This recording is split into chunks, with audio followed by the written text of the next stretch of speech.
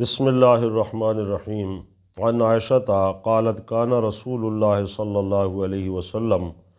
کلما کان لیلتها من رسول اللہ صلی اللہ علیہ وسلم یخرج من آخر اللیل الی البقیع۔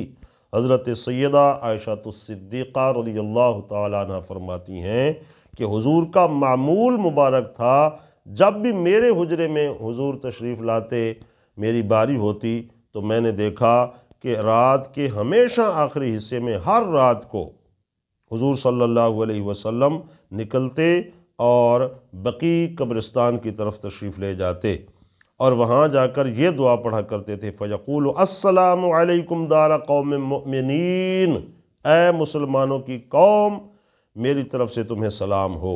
وَأَتَاكُمْ مَا تُوعَدُونَ، اور تمہیں مل چکا جس کا تم سے وعدہ کیا گیا تھا، غدم مُوَجَّلُونَ، پہلے اس کی مہلت دی گئی تھی، وَإِنَّا إِن شَاءَ اللَّهُ بِكُمْ لَاحِقُونَ، کہ ہم بھی انشاءاللہ اللہ کے حکم سے تمہاری طرف آنے والے ہیں۔ اور پھر آپ یہ دعا فرماتے، اللہم اغفر لأہل بقیع الغرقد، کہ یا اللہ ان بقیع قبرستان والوں کی مغفرت فرما۔ تو گویا ان کے لیے مغفرت کی دعا کرنا وہاں جا کر یا گھر میں، یہ دوسری احادیث طیبہ سے بھی ثابت ہے، بلکہ مشکوٰۃ المصابیح کی ایک حدیث پاک میں ہے کہ کسی بھی قبر والے کے لیے بخشش کی دعا کرنا